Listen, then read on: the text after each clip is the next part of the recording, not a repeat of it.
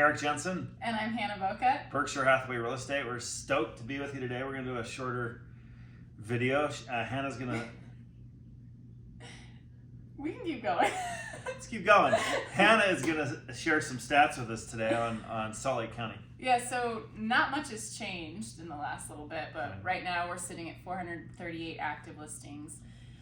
Just over 1,700 are currently under contract, and we have about 1,100 sold in the last 30 days. 30 days. Yeah.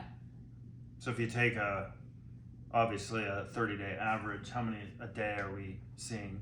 25, 30, 40 homes selling every day? Yeah. On average, so that's pretty good. It's good, but like you said, it's still down about 20% yeah. across the board.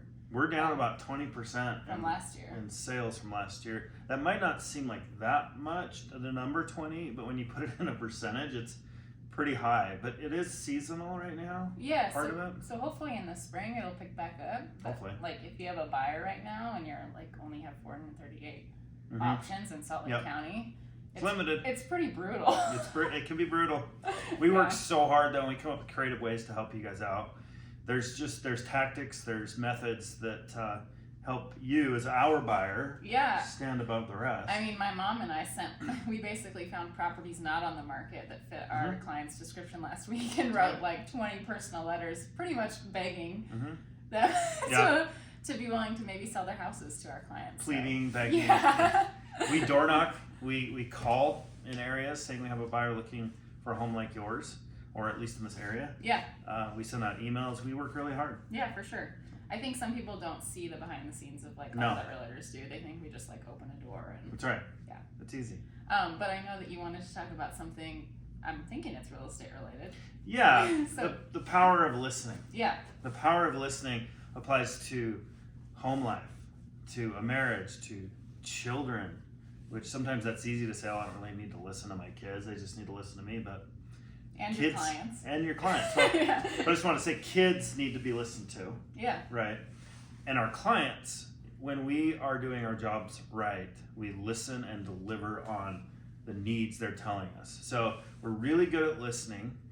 You know, I've recently been in some sales situations in other industries that do sales, and I've been talked at, and I really don't want that. It makes me more anxious when I'm sitting there and I have these questions I want to ask and they're not listening to me, they're not hearing me, they just have an agenda. So our agenda, if you want to call it that, is to serve your real estate needs and to listen to what you want and be honest with you and transparent about what the market's doing. Yeah. So it's extremely interesting that you say that, because I think we've all been in that scenario when we're talking and we know someone's not listening to us. They're just sort of like waiting to open their mouth, and you know they're not actually hearing you. So they interrupt. Yeah. Right.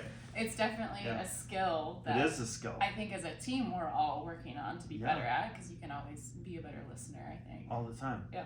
Well, that's one of the benefits of being on a team is we coach each other. Yeah. And we help each other through difficult transactions and sometimes life stuff, and so we're way better prepared to work with you and get you the best results. I think also being on a team helps sort of like broaden the perspective. If I have a client who I'm like, I don't know how to respond to this, like I can kind of get 5 different opinions on where they're coming from and see maybe a broader picture of what they mean.